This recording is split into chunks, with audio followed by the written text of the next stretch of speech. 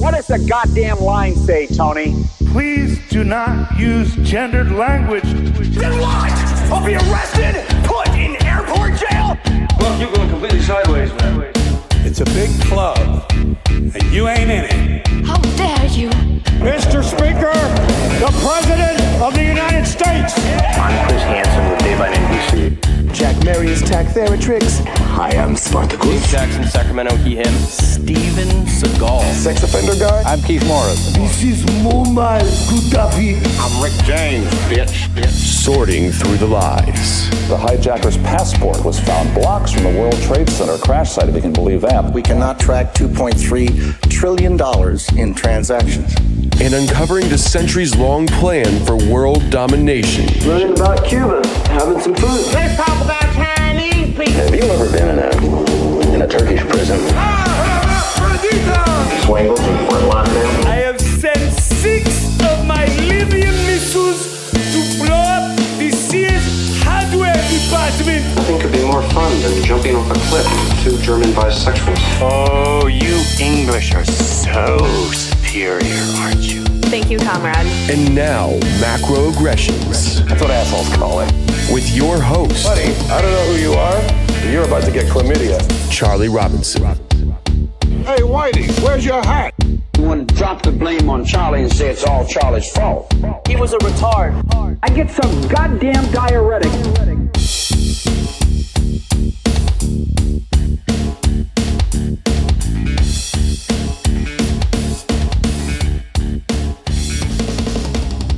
Welcome to Macroaggressions. I'm your host, Charlie Robinson. If you are watching us on Rockfin or Rumble or listening wherever podcasts are served, thank you so much. We appreciate the support. Couldn't do it without you. Hey, the audiobook is available. Do you have it? For The Octopus of Global Control. We wrote that damn thing in 2017. It's never been more relevant than it is today, and you can get it in audiobook format wherever audiobooks are sold, including Spotify, Amazon, iTunes, Audible. Go check it out. 23 hours of content. If you've never read the book, but you've heard about it and you're going on a long trip, you want to listen to it at the gym or in the car, that's a good place to do it. So go check out the audiobook. We appreciate that. Thank you to our sponsors. They make this show happen. Chemical Free Body is making great supplements that work. So it's just about summertime. Are you going to be getting out there in your bathing suit? Well, how about the 90-day detox in a box? The bundle package. I've done it twice. It'll lean you out for sure. It's green 85 plus a bunch of capsules every morning. It's about the easiest thing in the world that you can do to add this into your daily routine. It takes you less than 5 minutes and you'll feel great. I've been taking it for 4 years, green 85. It works, I'll tell you. It's something to consider. Go to chemicalfreebody.com and read up about it. See what you think. See if it's right for you.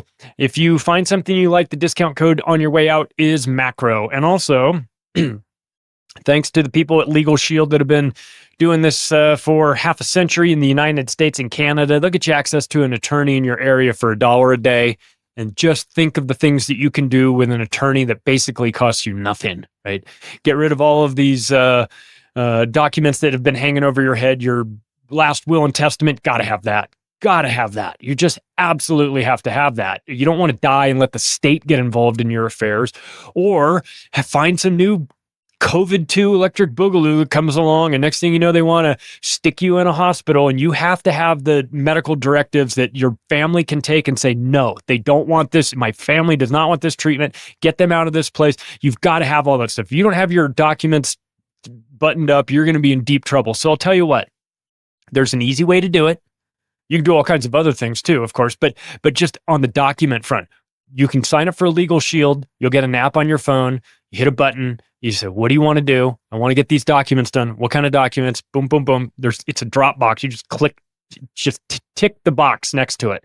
Send it off. Great. An attorney will contact you in 24 hours.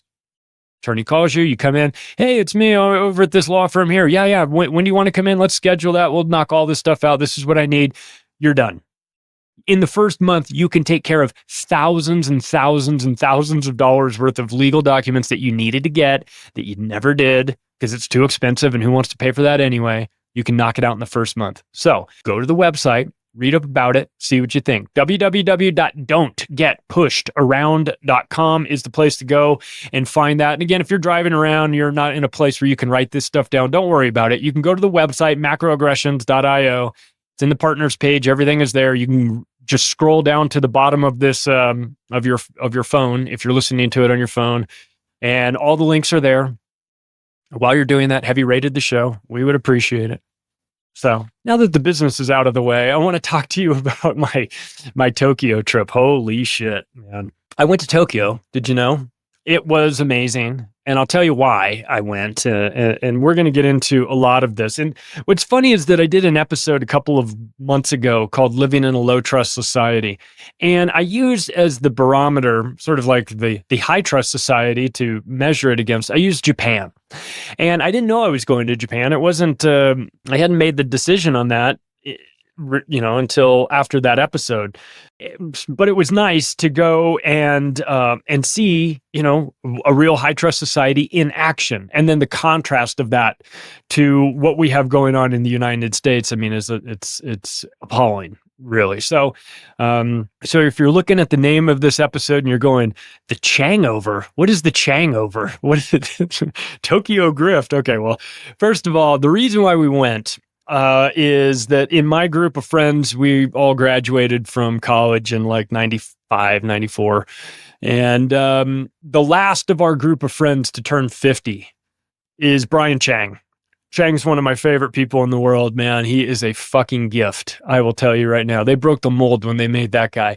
He's just the best. And he said, listen, guys, listen, I'm not getting married. I'm not going to be having you. You guys aren't going to be coming to my bachelor party, my wedding, and anything. This is going to essentially be a life event for me. Are you in or are you out? And to our credit, we were in. I mean, Saturday night dinner, there were 21 of us there, right? That's to fly halfway around the world to go to, to be there for dinner in Tokyo for your buddy. I mean, you pull 21 people, you're doing something right. Now, we to be fair, some of them, these were I'll explain who the group was and it's not just going to be like about my personal trip. It's going to be a kind of a combination of a little of both, but I want you to understand the crew who I was with. This is, you want to talk about the funniest group of guys. This is where like the workshop where you work out all your humorous bits was when we were all living together in Manhattan Beach, California. This is the group from USC. So we've all been friends for 30 years. This is, if you've heard me talk about my outlandish group Halloween costumes over the years where we dressed up as Arab sheiks and got on the airplane and flew to Vegas with 6 of us. This is one half of the sheiks group was there. We've also done costumes where we were a late 70s all-white basketball team called the Honkies, which we had uniforms made for that. And so this was half of the Honkies, half of the Sheiks were there. This was the same group I watched 9/11 with, by the way, also. So while we were all sitting on our couch going, what is this? What's happening? Listening to the establishment narrative. This was the group that I was with. So good friends, Manhattan Beach, California. We lived there as roommates for a long, long time. And Chang got the band back together. But you can't have the band back together without having, in Chang's case, he wanted to invite some of his girls, so his friend girls from all over. So we had girls flying in from Paris, from Australia, from Malibu, from New York, you name it. They were coming all over the globe to hang out with us. And I got to be honest, they couldn't have picked a better group of girls. They really were a lot of fun. We come out of, I don't know. I mean, the USC girls back when we were there was a lot of pretense and snootiness. And if you've ever lived in Southern California and been in the dating scene, you're talking to somebody and they're looking over your shoulder to see who's coming in the door behind. So there's a lot of that attitude that you're kind of expecting. We didn't get that with this group of girls. They were so much fun. They're all professionals. I mean, they all were models, of course, but they either were currently models or had been models, but they were like models that start a PR firm and then are doing like millions of dollars a year and doing PR, like actual PR, not that's not code for sucking dick or anything like that. And like entrepreneurial type girls. We had some. I just had a great time with them. We my expectations were rather low. We didn't really know what to expect, but we couldn't have picked a better group of girls. I sat with. I tell you what, you want to talk about a scene I was not expecting.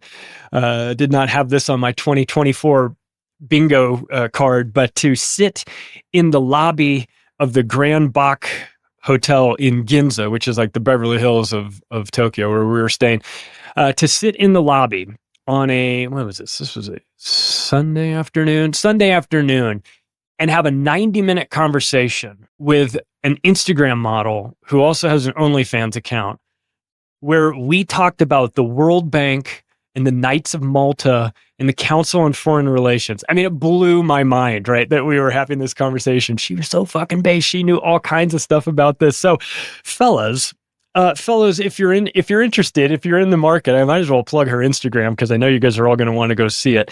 Kelly Lauren, all one word, KELLYLAUREN. You'll know you've got to the right Instagram profile if she's got about like 550,000 followers and it says United States of Kelly. Fellas, you're welcome in advance. But go check that out and just envision me like sitting there having a full conversation about the Knights of Malta with this chick. Like I said, we were blown away. We couldn't have picked a better group of girls to go with, and that's because Chang's he's a lunatic. He knows everybody. He's the most social nerd I've ever met, and he will tell you he's a straight up nerd. But man, he knows everybody, and it's so great to. Listen, this is a guy that flies to the UK just to catch Liam Gallagher concerts. He's done it on multiple occasions. So this is it. This is the group I was with. We're business owners, pretty well educated. I mean, USC is a top 25 university. Not that that necessarily means anything. Successful, pretty wealthy. 4 of the 6 guys that I'm with have kids. Funny group though, man. It is just nonstop peanut gallery of comments, just one after another. And of course, one of the people I was there with, my buddy Dan. Dan and I were roommates for 8 years in California. Dan is the funniest person I've ever known. If you catch my sarcastic, exasperated tone of voice from time to time, you would, if you met Dan, you'd understand sort of where I got it. So, so the names have been changed to protect the innocent or guilty, or however you look at it. We'll just call it DK, AK, Dan, me, Chang. There were more. A guy named Chip, he was there. He was new to me, but he fit right in. So we had a great time, and I want to talk a little bit about what I saw, because Japan is it's a place I've always wanted to go. It's high on my list. One of the guys that I was with, AK, he had been my roommate for a while, is Japanese American. So it was great to have him translate everything, but you don't really need it too bad. I mean, I guess ordering food from time to time, and there's a little bit of a language barrier, but everything's written in English. And I'll tell you what, it's a lot more fun to operate in a high trust society than it is in a low trust society. I can tell you that right now. And so let's get back into that a little bit, because one of the things that we've talked about, and we've talked about it recently in a totally separate episode as well, when we were getting into intelligence, Japan has the highest IQ in the world at 106.49, and it shows. America is not. It's not there. It's not 106. Tokyo is the richest city in the world. And it's huge, right? Tokyo City itself is 14 million people. The metro area is 40.8 million, making it the number 1 metropolis in the world too. It's the biggest city in the world when you factor in the metropolis. So it's the biggest, it's the wealthiest, it's the smartest, it's the most organized. It's really quite refreshing to get into that. Not everybody lives there though. Not everybody lives in Tokyo. There's a lot of people that commute in. In fact, 2.4 million people commute into Tokyo each day. And you get in and out on the train. And there is something I want to wrap up this episode with known as the 11:30 train. Okay. The 11:30 train as an actual train, meaning last train out of Tokyo is 11:30. You better be on that train. And then 11:30 train as a concept, not necessarily contained by just being an actual train in Tokyo, but what is your 11:30 train, I guess? Listen, this economy in Tokyo is going through some interesting changes. It's currently the number 2 economy, big city economy in the world, behind New York. Its economy is $2.08 trillion a year, and it's on sale. That's what was really nice about this. One of the added bonuses is that I don't know if you've been keeping track of what's been going on with the Japanese yen, but it is hyperinflating. And when we were there, it was 155 yen to the dollar. And when some of my friends had been there earlier, a couple years earlier, it was like 100 to the dollar. Earlier than that, 80 to the dollar. So what it means is basically Japan is on sale if you are coming in with US dollars. If you're working there, it's not great because now you're starting to feel some of this this inflation that we in the States have been feeling. But for somebody coming from the United States, it's like going in a time machine going back 20 years, right? When you can go to a vending machine and get a drink for $1. When you can get on a subway in Tokyo and go anywhere you want for $1.25. When you can sit down and have yourself a combo lunch and some, cool little restaurants. We just found little spots. We just had no agenda for lunches and things like that. We just find a place to eat, go dip in there, chicken teriyaki, rice, soup, salad, drink, $6, right? And you go, oh, this is great. This is fantastic, right? So you took advantage of the exchange rate. It's, And one of the things that they do as well that's smart, and I don't know if this is a new thing because this was my first time going there, but if you're a foreigner who has your passport with you, and of course you would if you were us, and you buy something that is a little on the expensive side, you show your passport and you don't have to pay tax on it, which is 10%. So it's nice to not have tax bill for that. It's nice that tips are baked into the price. Service is included. I mean, I'm a ex-bartender, so I still tip everybody anyway, just out of habit. But you don't need to there. So the price is the price. When you go out to eat, service is included. The service is fantastic. Nobody looks like they want to hang themselves. The people that even have remedial jobs there take pride in it. They stand up straight at their booth or wherever they are.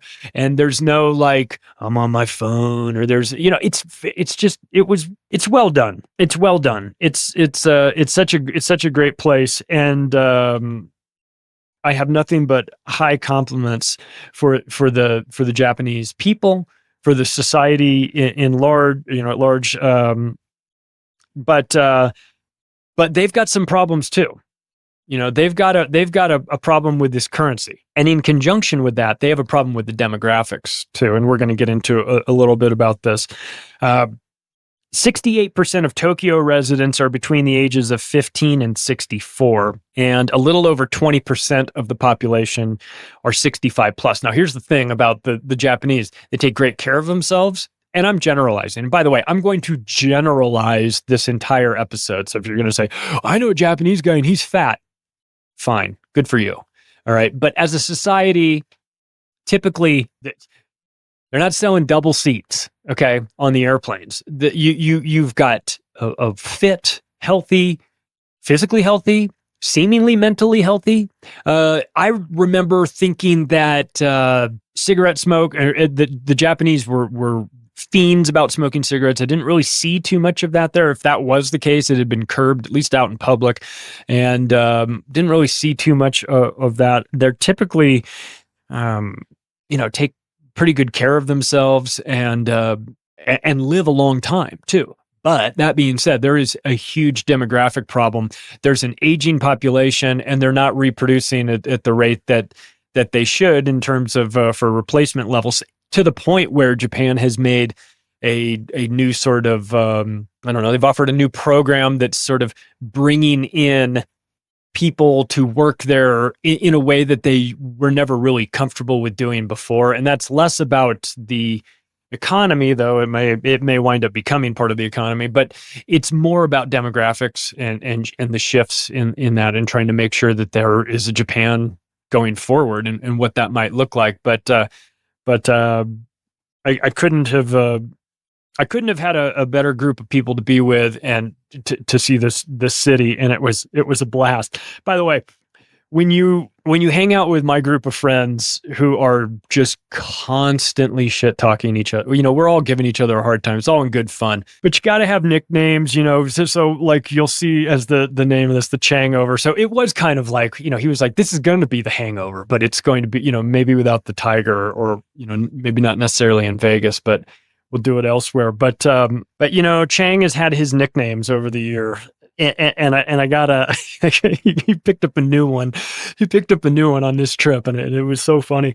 Of course, for years and years, here's the funny thing about Chang, and he will appreciate me telling it. He's Taiwanese. He moved to the States when he was 10, and he learned to speak English by watching television, right? So think of like the shows that were on in like the, I don't know, early 80s in the United States. So he learned to speak English by watching things like the A-Team, so you'd come in and say, hey, what's up, fool? What's up, fool? And, we're like, damn, what do you think, you're Mr. T? He would always say that. And so, of course, Dan started calling him Mr. Green Tea, things like that. He went through his stage where he would wear these like floral shirts, like Hawaiian shirts and everything. There was like a big big push to I don't know. He was in his Hawaiian shirt phase for a while, and he would come over looking like Magnum PI. So Dan started calling him Magnum VC. You got to have thick skin if you're going to hang around with us. You wear a Batman shirt, he's going to call you Bruce Wang. All that shit. But he picked up a new one on this trip. As we're sitting in the hottest nightclub in Tokyo with this dude who's gotten one of his friends who's gotten us into this. We're bottle service, all these models around us and everything. Dan turns to me and just goes, fucking Kid Walk over there. And you look at Chang, he's got these pants on with like white pants with stars all over them. He looked like a straight up celebrity. So we started calling him Kid Walk all week, and I thought it fit, man. So enjoy Tokyo. Enjoy the rest of this episode, Chang. You deserve it. Thanks for having us. It was a blast. Overall for Tokyo, I'd give it an A-. I would say highly recommended. And I'll tell you why I wouldn't give it a solid A. And that is because of the agenda creep that I see coming in. And what I'm going to do with this is, I'm going to kind of go through some observations that I had about what we saw, and compare it to what I'm seeing in the United States, and why, and how it measures up. And really, I mean, my only criticism was that I saw the United Nations making a push in there. I saw a sign in the window of this candy store that was the United Nations Sustainable Development Goals, right? And I was like, the 17 SDGs, and I was like, oh shit. That's not good. It's never good when you get the United Nations taking part in it. But again, I'm not surprised, of course, but it did kind of catch me off guard. I was like, oh, you guys were doing so well until I saw that sign. But let me just say that it is a safe, we talk about a high trust society, extremely safe. Sitting in a cafe with my buddies in the morning on this, on Monday morning, when all the kids were going to school, and their uniforms, blazers, white shirts, ties, backpacks, and they're all walking to school. I don't know where the school was, but they were all walking to it. And, we're in the biggest city in the world, by the way, where anything can happen, right? In these big cities, these kids were like 8, 7, 6, I don't know, walking by themselves, walking in, just no adult with them. They knew where they were going. Nobody was going to bother them. Nobody's going to pick them up off the streets and kidnap them. There was no fear of that. He just sort of acted as if none of that was going to happen. And so we saw that. Of course, there's a lot of old people still working. They love working. They will work until they can't work anymore. There's no homeless there. We saw one homeless guy, I should say there. I shouldn't say none, but we saw one homeless guy, and he was a total anomaly. We were like, damn. And he was kind of hidden too. Like, he wasn't like sitting out on the street corner or anything like that. He was like well hidden away, and he had built himself a little encampment.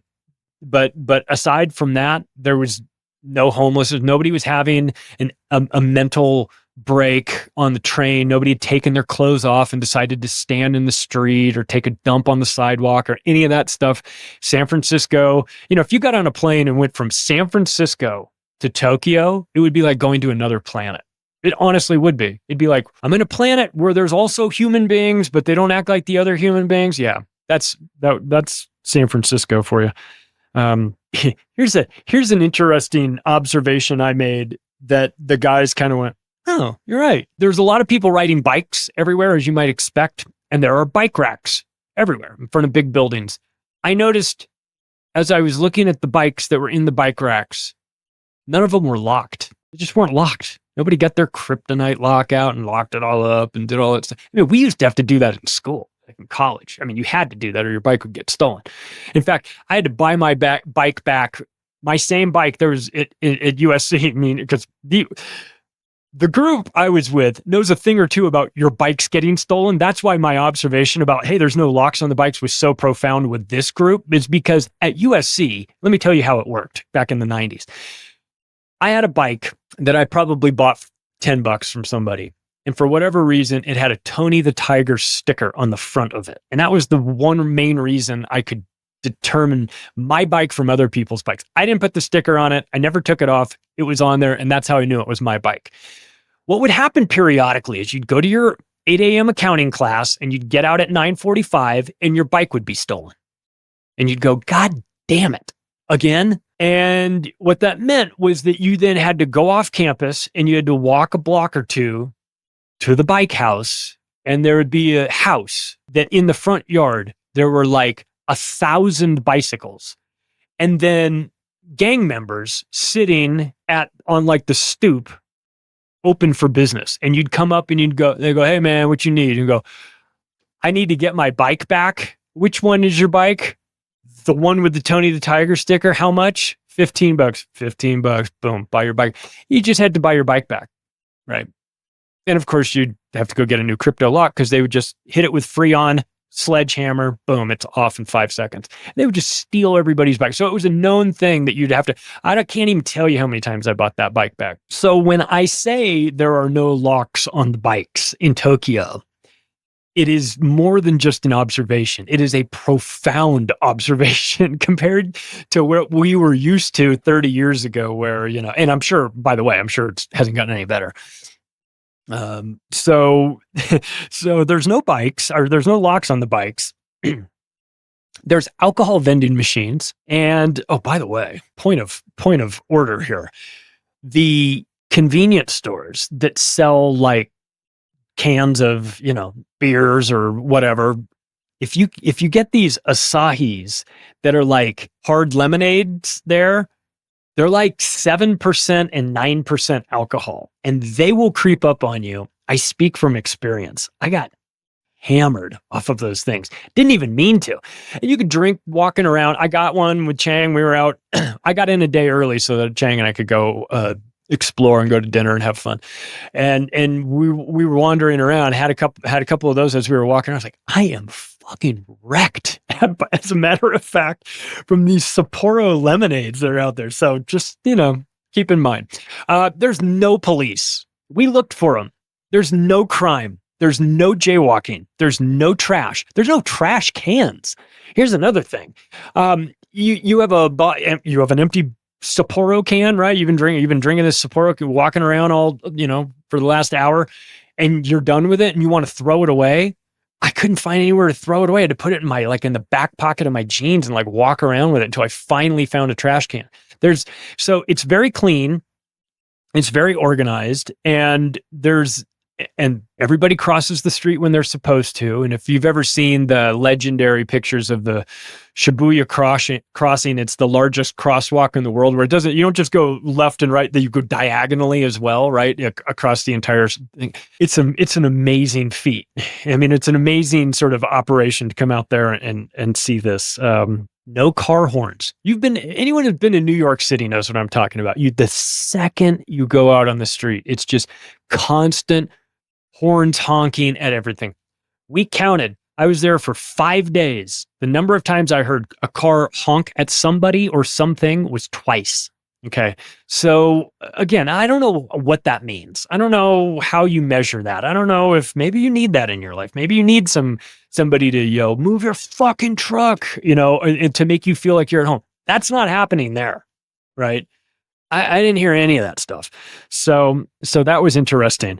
A topic that we've kind of gotten into here before is minimum wage. We've talked about it in just in general, the minimum wage nationwide, $7.25, California, $16, then now fast food workers in California, $20. And I jokingly said, well, it's not even really a joke. When we get to $20 an hour, we go to robots. Well, I have news for you, California fast food workers. In Tokyo, they've already gone to robots. So your days of collecting your $20 an hour for your remedial shit work, that's going away. And maybe you need to get yourself a different set of skills, because what you can do there is we did a late night 2:30 a.m. ramen run after a night out, right? And because you got to. And there's a touch screen before you even go into the restaurant, out to the side, and you pick what you want and you order what you want and you feed it. It's a vending machine. You feed it money, and it gives you a ticket, and then that ticket prints up inside the restaurant. And then you go inside the restaurant and they say, "Oh, where you guys want to sit here at the bar?" We sat at the bar. You don't have to order anything. They're already working on your order. You don't have to pay for anything. You've already paid for it before you got in there. So they've already gone to robots. They've already eliminated jobs there. And of course they're going to need to, because they're going to have a demographic problem. But these low-end, low-skilled jobs that don't really require humans to participate in them, like taking your order or paying for things, giving you change or anything like that, they've already gone to robots. It's only a matter of time. And by the way, the system, once you figure it out, better, frankly, easier to deal with. You can make your changes. You don't have to, you get exactly what you want, big picture menu there. So it was great. Okay. So one of the nice things about going with one of my friends, AK, is that since he's fluent in Japanese and he had, has been coming and going, I don't think he lived there, but been coming and going since he was a kid, was that he knows all the good places to go. Now, we would never have known to go here if he hadn't told us, but you go into these stores that are right, it's almost like a big department store that's right off of the street, and very high end, nice, of course, where we were staying in Ginza, which is the higher end part of town. It wasn't my choice, but that's just where we were. And so whenever you wanted to do a little shopping locally, you were in sort of like Beverly Hills, and you'd go into the mall, and it'd be like Fendi and Gucci and Chanel and Prada and all that stuff. And be like, I'm not really interested in buying any of this stuff. And we'd go up to the top and look at, all the different fashions, all the clothes that are out, that some of it is very bizarre. Most of it is very high end. And, he said, what we've got to do is we've got to go into the basement level, because in the basement level, that's where the grocery stores are. And we're like, really? He's like, you haven't lived until you've seen a Japanese grocery store. We're like, oh, okay. I'm interested. Let's go.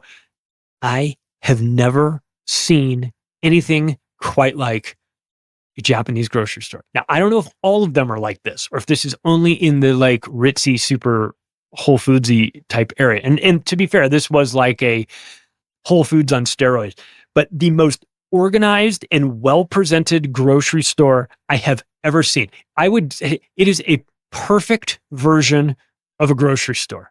Everything looked amazing. I'm not going to be able to do it justice. I took a million pictures and videos in there. The strawberries, this is the place. If you've ever heard the story of the $100 cantaloupes and things like that in Japan, it's probably at this place, right? So every type of meat, it looks amazing. It's all packaged, prepackaged for you. We couldn't have. We walked out of there. We were really stunned at what we had seen, and the contrast, of course, is to our college days when we used to go to this place called the 28th Street Market, right? And that was like the grocery store that was right next to USC, and USC is in like the shitty part. It's in South Central Los Angeles, right? So it's in the ghetto. It's like a university dropped right in the middle of the ghetto. And the grocery store that we used to go to, I remember my freshman year going there. It was the last time I ever went there shopping. I decided I would never go there again after seeing what I saw in this grocery store. Was I saw a lady in the produce section changing her baby's diaper on the floor in there. And I was like, nope, I'm out. I'm just not doing this. I'm not going to be grocery shopping here. So like the contrast again, it back to our bikes getting stolen and everything. The contrast between the grocery store at USC, where women think it's totally fine to change their dirty baby's diapers on the floor in the produce section, as opposed to then this Japanese grocery store, which was easily one of the coolest things I've ever seen. So that's kind of what we're working off of. Another observation: no shitty cars. There are no shitty cars in Japan or in Tokyo, and the reason why that is, again, was explained to me that they require maintenance checks every 3 years in the city or prefect where you are, and you have to get those checks, and if you don't pass it, then you can't drive there. So you're not going to find some piece of garbage car there. They just don't exist. We would see, small things that were like maybe would go over like under the radar if you're just a normal person living in Tokyo. You've seen it all before. But for us Americans, you want to know one of the things that jumped out at us as revolutionary? There was road construction going on an alley right kind of behind our hotel, and we had to walk by that to go get coffee in the morning. And we walked by one day, and they had dug up the road in this alley. And there were about 11 construction guys, with their vests on, hard hats and all that stuff.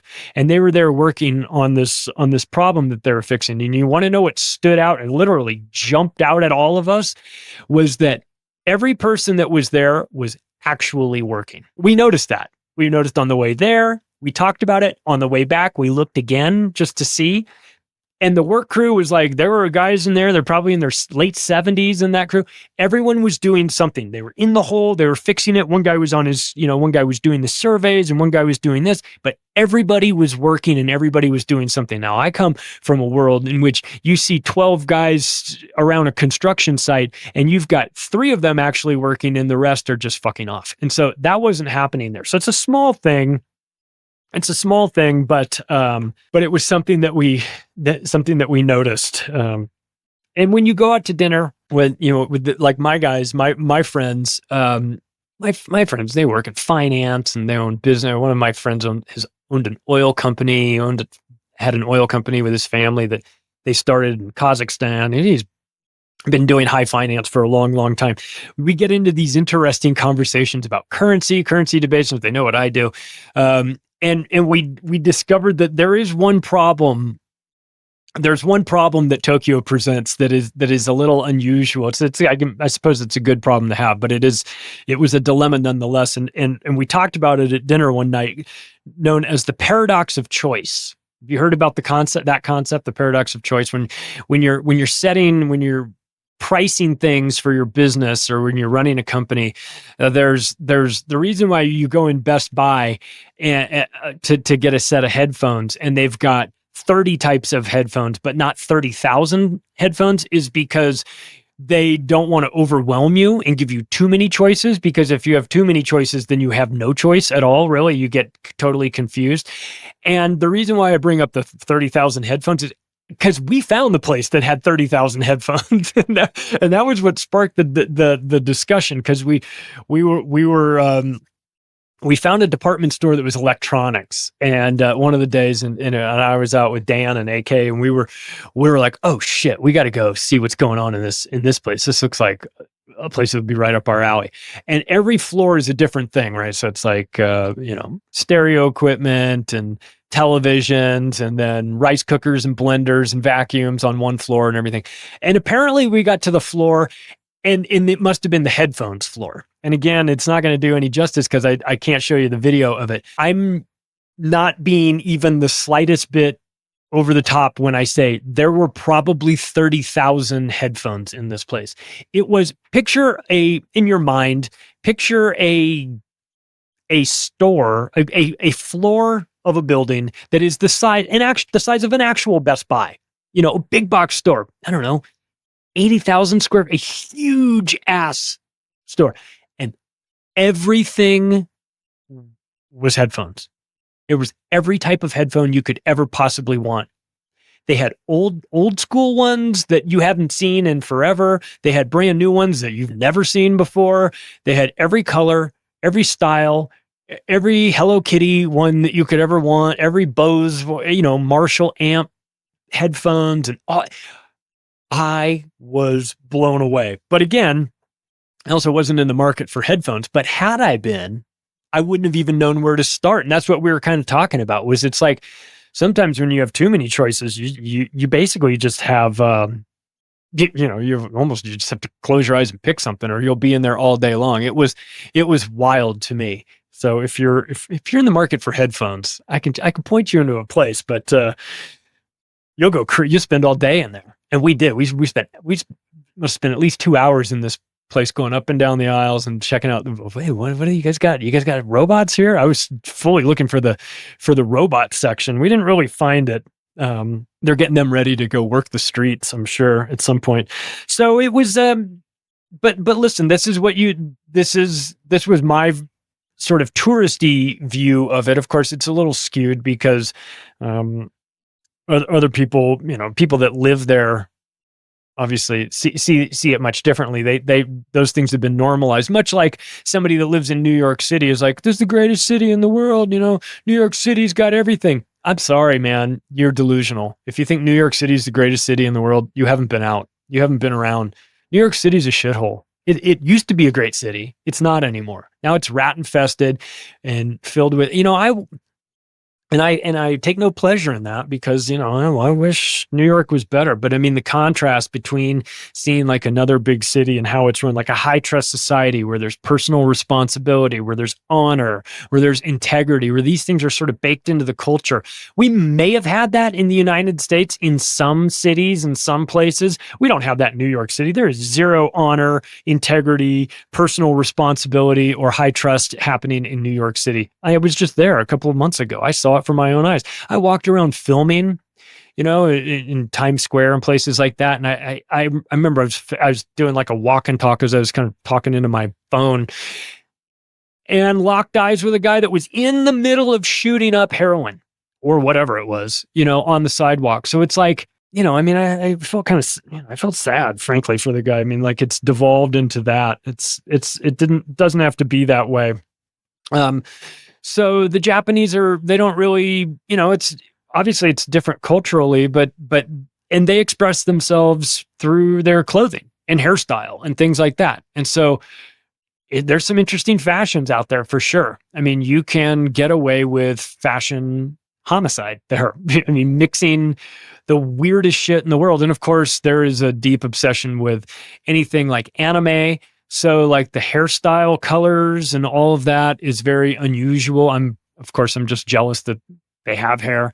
But it's fun to watch. I mean, all of it is fascinating. They're organized. They're very logical. They're calm. They're orderly in the face of chaos too, because you could very easily be overwhelmed with the amount of people there. I tell you what, it feels less crowded.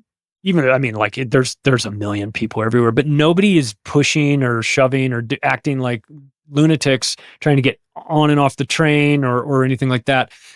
So you can make do with more people as long as the people are higher quality people.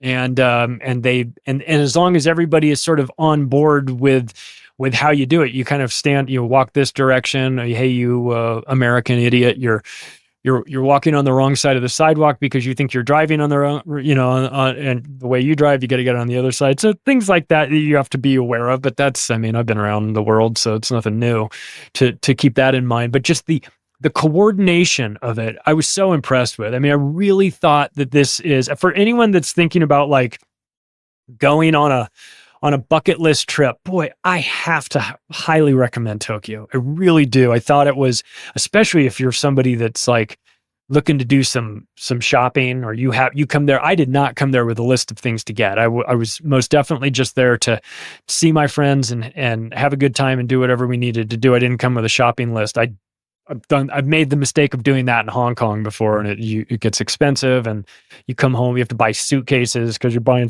bringing so much stuff home. I didn't want to do that. But if you're in the market, Tokyo's on sale. Hell, Japan itself is on sale. So it's nice. It's a great place to be. Everything's organized. Everything is calm, but everything is just borderline perverted too.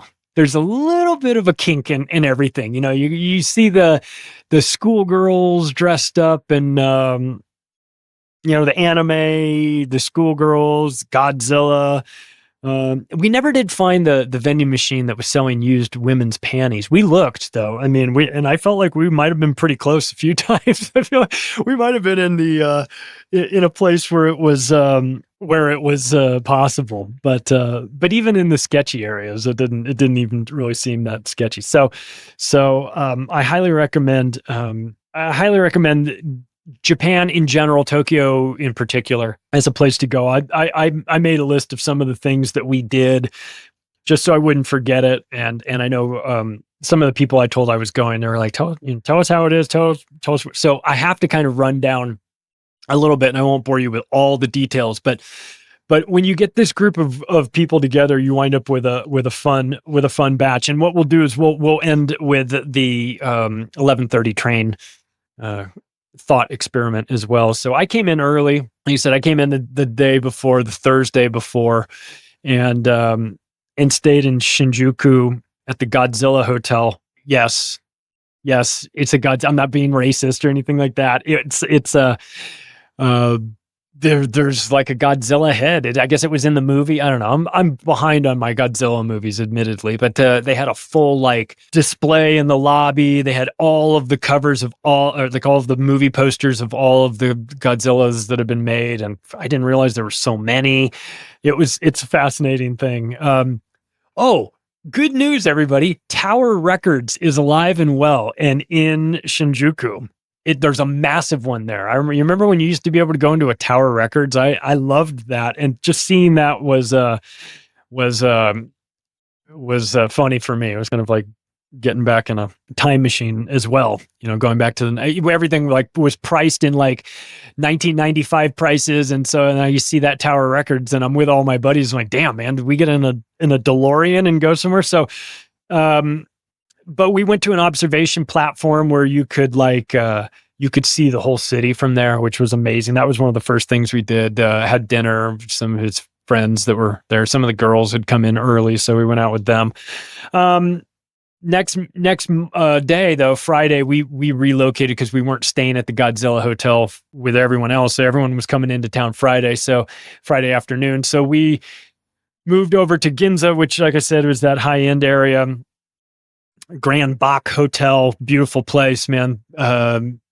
Nothing but nice things to say about the people there and the quality. It was a good place to launch from because you can get anywhere from there. You just walk outside and you just get a cab or get on a train and we waited for everyone to show up and we went out and we went to the airport. Chang and I went to the airport to pick up everybody that got off the plane. So we grabbed them and went back, and everybody got kind of changed, and we went out for the Friday night dinner. This was not the main like birthday dinner, but this was, listen, when you go out to dinner with a bunch of people and your bill is 450,000 anything, it's going, you've done some serious drinking. So yeah, 450,000 yen dinner is even at 155 to 1 is still a lot. I mean, we drank this place. I think we had a $2,000 bar tab. It was out of control. But you know what? This was definitely the group to do it with. The following day, Saturday, was we were going to do the big dinner that night. But during the day, everyone kind of split up and did their own things.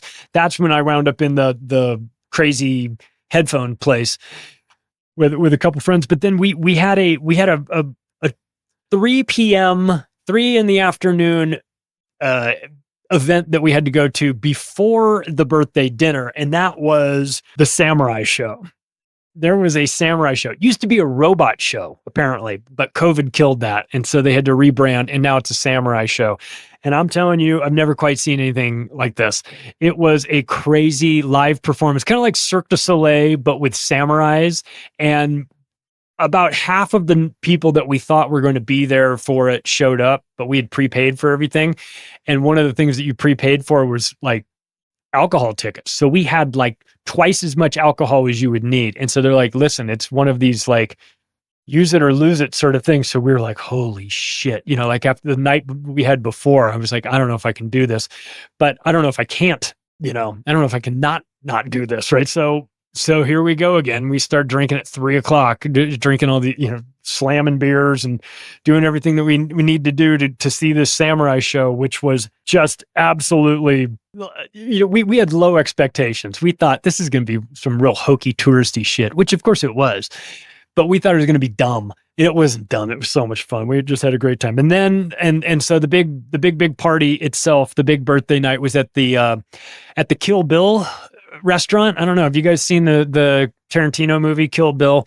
There's a scene in it where Uma Thurman is in like her yellow jumpsuit with the samurai sword, and she fights like 50 ninjas in this restaurant. Well, that's the restaurant where we had dinner. We had the room upstairs, and that was where we got 21 people to show up from that, and then went to some nightclub with this guy who described himself as #1 culture boy in Japan. I don't really know what that means, but he was the guy that had the hookup. All I know is that there was a bunch of people in line to get into this nightclub, and we just walked right past everyone with him. He knew everyone, and we had a table and all. It was nice, man. I'm not gonna lie, it was nice. It's nice to be rich. I'm not rich, but it's nice. It's nice to be rich or to have those contacts, because it certainly was a fun experiment, and then that led to that late night ramen. Of course, everything is like let's go do late night ramen because you should while you're there, right? We might as well.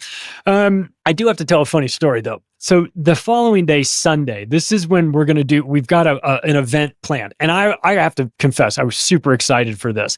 We were going to be doing the Mario Kart racing around town. Have you heard of this? It's when they have go-karts and they have Mario Kart outfits, and you put on the Mario Kart outfits and you drive go-karts. You have to get an international driver's license. We all went out and got those, and we were ready to roll, right? Then you follow, I don't know, there was 8 of us. You get your cart, and then I guess you follow the leader, and they take you through the streets of Tokyo dressed as Mario and Luigi and all the guys from the video games, and they fucking love Mario Brothers. So I'll tell you that much, and Godzilla. But we were disappointed because when we got to this place in Shibuya, which is like kind of like the Partyville, or a lot of like retail, a lot of touristy type stuff out there, the place was closed, and it's like 2:00 on a Sunday afternoon. And we were like, where is this place? It's like gone. They took our money and no Mario Kart. Like, this is disappointing. Well, the reason why they were closed was because the road was closed. The road right out in front of their business was closed. You couldn't get out there. And the reason why the road was closed was because there was a huge gay pride parade going on. So we get to this place and we're like, what the fuck is this? Like, here comes this like endless sea of people like marching down the street, right? And everyone's very, very nice about it. And it was the quietest march I'd ever heard. It was almost like, we're here, we're queer, we're not going to say anything about it. We're whispering, we're here, we're gay, we're not going to say, I mean, like, it was very like a hush hush. Everyone had the rainbow flags and all that stuff. We're like, God damn it. And so, of course, Chang goes, man, we got fucked at the gay pride parade, like really loud. Of course, we thought it was hilarious, but I guess we did kind of get fucked at the gay pride parade. I turn around while I'm watching this parade, and that's when I see the sign in the window of the candy store. This is the UN Sustainable Development 17 goals. And I was like, God damn, right? So anyway, with our Mario Karting experience totally trashed and unable to happen, we said, well, let's go get lunch. So we walk down the street, we go get. When we get out done with lunch, the parade is over. But here's what's interesting about it. And I thought this was weird from an agenda standpoint. The parade dead-ended into a park, Shibuya Station, right? Where if anyone that's been there knows it's where there's a dog statue of the dog that waited for his owner for 10 years there. And in this Shibuya Station, this big park out there, the gay pride parade magically transformed into a free Palestine parade. Not parade, but like demonstration. It's like they took off their rainbows, or maybe they kept them on, and put on their Palestine garb and went out. Now, I am supportive of Palestine on this one, and have no love for the state of Israel at all. So, but I do find it interesting, I also don't think that standing out there protesting and doing all that stuff is going to do much. But it was interesting to see the overlap. It was almost like they're trying to blur the lines between the alphabet stuff and the Palestine stuff, and kind of be like, oh, if you support one, you support them both. If you support, 100 different genders, then you support Palestine. And you can almost feel how they're trying to neuter the Palestine segment by tying them to the alphabet mafia. I mean, to be fair, this was like a legit gay pride parade. It was like gay people, straight people. It wasn't really like a gender parade. It wasn't like off the rails or anything like that. There were no people dressed as dogs or rainbow dildos or anything like that. It didn't turn into like a pervy gay pride parade. It just was a parade. It wasn't even all that, pretty mild as far as those things go. But it was interesting to see that. And I just kind of made the comment, like, Tokyo has fallen, right? I mean, fallen under the agenda. So we never did get to do the Mario Karting, but I'll be damned if we didn't see them out there driving around on those carts later in the day. And we were so pissed off. We're like, that could have been us. I could have been driving a go-kart. I probably would have got run over for sure. That Sunday night, we just, there's a 6 guy. We just left the girls and everything with after that Mario Karting, that's when I had the hour and a half conversation with Kelly, the OnlyFans Instagram model, about Knights of Malta and everything like that. It was just, I mean, the whole week was like, I was there for like 5 days. The whole thing was like a out of body experience. I was tripping out. So yeah, go support Kelly and her work. She couldn't have been nicer. She's really smart, and she's an enterprising young girl. If you think you want to support her OnlyFans work, I got respect for these girls, man. They were hustlers. They were not sitting around waiting for some dude to give them a bunch of shit. They're out there working it, and I appreciate the fuck out of that. So Sunday night with the guys, we went to a place where it's like, where it's like they have like the hot boiling water, and you take the thin strips of meat and put it in. I forget the name of it. And cook it that way. I had a pile of meat for dinner and beer, tons of beer. This entire trip, I never drank so much beer in my life, but if someone had asked me, what'd you have for dinner that night? I had meat. That's right. I didn't even have rice. It was just, they brought us plates of meat. We had so much, they were like teepees of like meat. And it was like this really high end stuff too. So we ate until we were stuffed, headed over to the Conrad Hotel, went up into the lobby there, just the 6 of us, just the guys, and just talked about the old times. I mean, these are the guys that I went through so much with. And it was great to be around them. It was great to see them. Following day, you got to go to the fish market Monday morning, rainy Monday morning fish market. We went to go get, Dan's a really good cook. We lived together for years and years. He used to cook all the time, and he wanted to get himself a really nice kitchen knife, like one of the super fancy ones. So we went knife shopping at the fish market, which was cool. And then And then that was it, man. We had a lunch with the boys at one of those fancy department stores, and everybody headed out. I was going to a different hotel it's a different airport than they were going. I was going to Narita. They were all leaving out of Haneda, but we were leaving at the same time. And, I navigated that by myself solo through a train station in Tokyo. I could figure it out. Big boy.